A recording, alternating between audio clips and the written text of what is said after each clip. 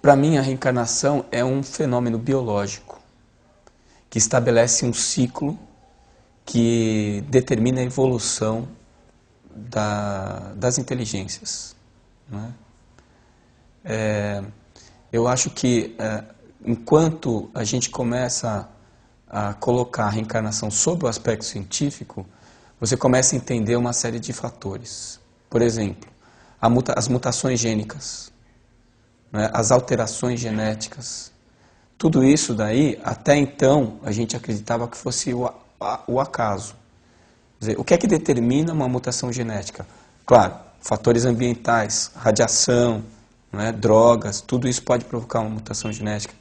Mas será que esses fatores explicam todas as mutações? Não explicam. Então, na medida em que a gente consegue entender, por exemplo, por que em gêmeos homozigóticos, gêmeos idênticos, um nasce com uma alteração genética e o outro nasce normal? Se biologicamente eles são o mesmo indivíduo. Não é? Por que um nasce com um gene para determinada doença e manifesta a doença e o outro não? Então, a reencarnação explica isso na medida em que você determina que quem influencia o corpo e as suas funções é a inteligência, é o espírito. Não é? E aí, a partir de então, você começa a conseguir dar uma explicação razoável para essas coisas. Manifestações de doenças infecciosas, malformações. Não é? Dentro da questão da evolução das espécies. Quer dizer, o Lamarck fez uma observação extremamente importante. A girafa cresceu o pescoço para ela poder se alimentar, não é? De um suprimento de alimento que os outros animais não conseguiam alcançar, que era a folha das árvores. Mas será que foi por acaso que ela nasceu com o pescoço mais comprido? E aí ela passou a levar vantagem sobre os outros animais, conseguindo esse alimento?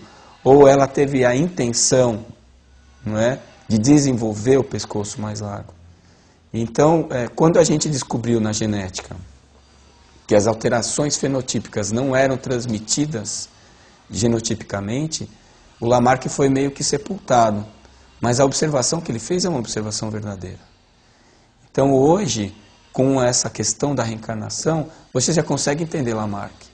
Porque a girafa, que percebeu que ela precisava esticar o pescoço para comer aquele alimento da árvore, ela não produziu um filhote com um pescoço maior, mas quando ela foi reencarnar, ela promoveu uma alteração genética que determinou essa característica.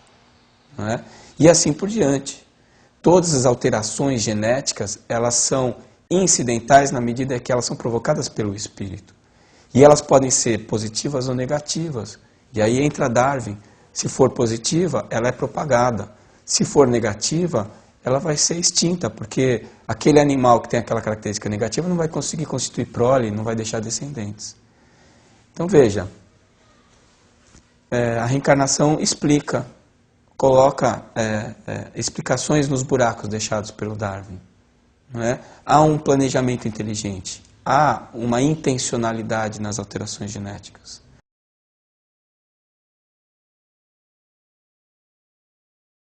O Dr. Nuber é um pioneiro, né? É um marco pela convicção espírita dele, né? Mas também pelo pioneirismo dele.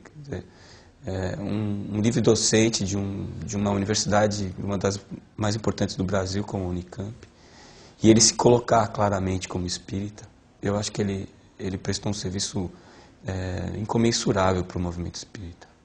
Eu acho que a gente está começando a se dar conta agora de que a grande notícia que a ciência trouxe no final desse milênio foi aquilo que ela não disse. Não é? Porque desde o início do materialismo, a gente sempre teve muitas portas para serem abertas. Cada novo passo que a ciência dava, ela respondia uma pergunta e formulava mais 4 ou 5 outras perguntas. Não é? Dava uma resposta e formulava mais 4 ou 5 perguntas. E assim a gente vem caminhando. Só que agora a gente chegou num momento em que não tem mais isso. Não é?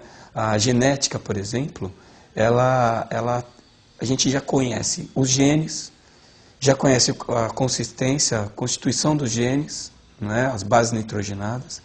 A gente já está entendendo como esses genes se interrelacionam e como eles funcionam na biologia molecular. E a gente não conseguiu responder as perguntas. O que é vida? Não é? A gente não consegue entender ainda a evolução das espécies de uma maneira completa. O Darwin estabeleceu uma espinha dorsal, mas ele mesmo avisou que existiam lacunas que precisam ser preenchidas. Essas lacunas a genética materialista não conseguiu preencher. E elas ainda precisam ser preenchidas. Não é? A relação entre mente e cérebro. Quer dizer, a gente já entende o funcionamento do cérebro de uma maneira bastante complexa e a gente não consegue explicar neurofisiologicamente a imaginação, não é? A formação da emoção, os distúrbios psicológicos. Então, o que a ciência não conseguiu dizer até agora, eu acho que é o grande grito para a transformação da ciência para esse próximo milênio. Então, eu sempre lembro da frase do Albert Einstein, que disse que o materialismo ia acabar por falta de matéria. Pois é isso mesmo que ele queria dizer. Não é? Hoje a gente está estudando o espaço interatômico do DNA e não consegue explicar a vida. Hoje a gente consegue entender, através desses aparelhos de ressonância magnética, de neuroanatomia funcional. Não é? São aparelhos de neuroanatomia funcional, que são aparelhos que conseguem demonstrar, criar imagens do cérebro humano funcionando. Quer dizer, isso foi um avanço enorme para a neurofisiologia. A gente começa a entender cada estrutura cerebral, como é que ela se comporta em determinadas tarefas ou funções neurológicas. E cada vez que a gente estuda mais, menos fica coerente você admitir que a mente é uma secreção do cérebro. Se impõe mais a teoria de que cérebro e mente são duas coisas separadas. E isso também é fundamental, porque na medida em que a gente admite que a mente não depende do cérebro para existir, então a mente já existia antes dele e vai continuar existindo depois desse cérebro. Então, por lógica, né, se existe uma lei biológica que possibilita a essa mente, que a gente pode chamar de espírito, de princípio inteligente, de mente, de psique, pode dar o nome que a gente quiser, mas essa porção que é a nossa essência, se ela já existia antes do nosso cérebro, se ela foi capaz de construir um cérebro e se manifestar através dele por um período de tempo, e depois ela se desconecta dele, ela obviamente vai ter possibilidade de refazer esse tipo de relação.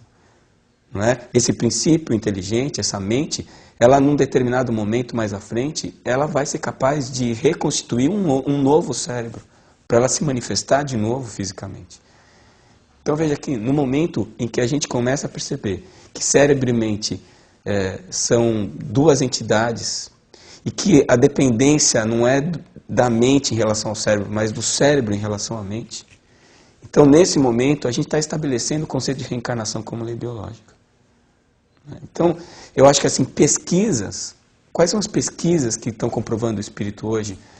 As pesquisas do Dr. Ian Stevenson, lembranças de vidas passadas, marcas de nascenças relacionadas a lembranças de vidas passadas, a terapia regressiva de vidas passadas sob a análise da tomografia por emissão de pósitrons, né, da neuroanatomia funcional, a própria genética, né, na medida em que o nosso genoma, o número de genes que nós temos é insuficiente para explicar a complexidade humana diante de outros animais menos evoluídos.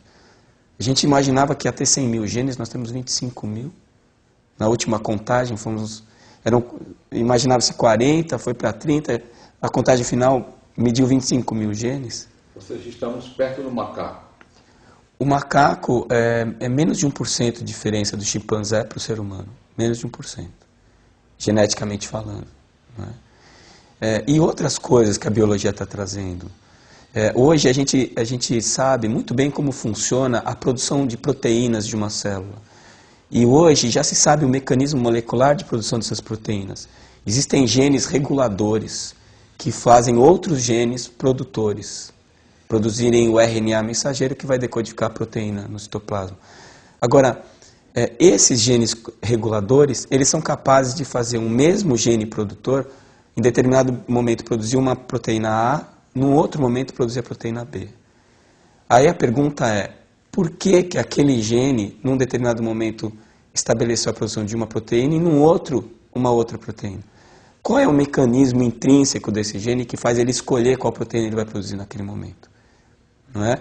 E isso, essa resposta não está no gene, porque o gene é uma combinação de 4 bases nitrogenadas, né? É o ATCG.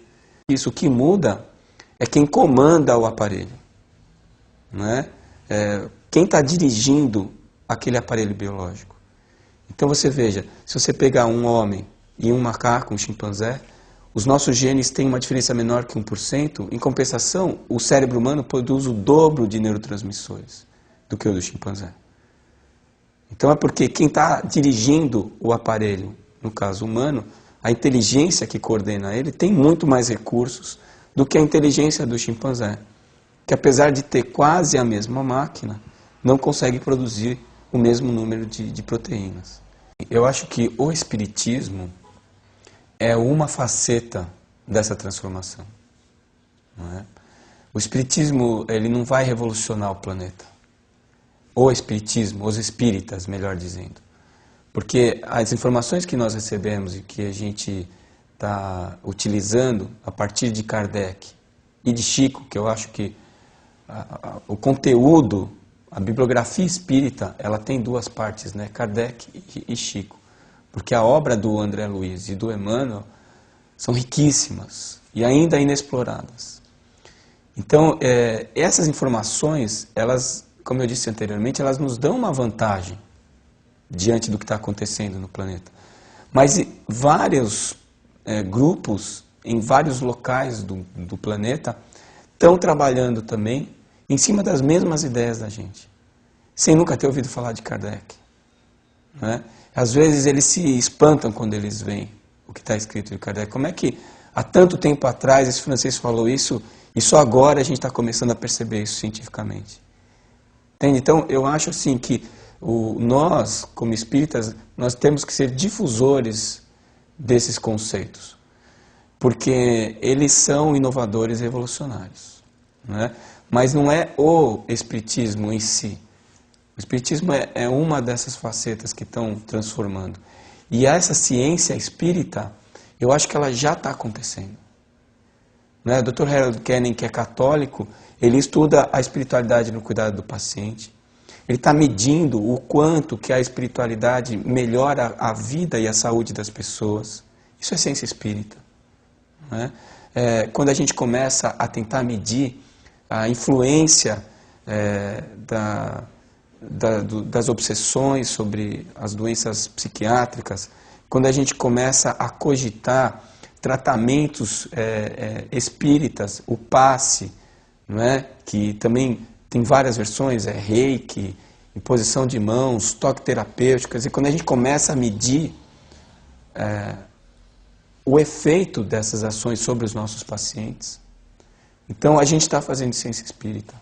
Então eu acho que ela está instalada, mas ela ainda é embrionária. Mas ela está crescendo e evoluindo, e isso é uma coisa que vai acontecer muito rápido. Muito rápido porque hoje o conhecimento é muito rápido. A nossa evolução tecnológica é muito rápida. E o próprio materialista é o grande alavancador da ciência espírita. Não é? A genética dizia que ia ser a pá de cal no espiritualismo, e ela está abrindo as portas para a gente admitir a existência do espírito. Então, eu não sei se eu sou otimista demais, mas eu acho que... Eu ainda sigo a previsão do Dr. Hernani Guimarães Andrade, que ele diz que em 10 anos a ciência ia considerar a reencarnação como uma lei biológica. Eu acho que é isso. Eu acho que não vai passar disso mesmo. Acho que mais 10 anos a gente está falando disso já. Eu tenho espaço para falar disso na universidade onde eu leciono. Eu tenho uma disciplina em gerontologia chamada Envelhecimento e Espiritualidade. A gente questiona a reencarnação como lei biológica. A gente fala sobre isso sem nenhuma implicação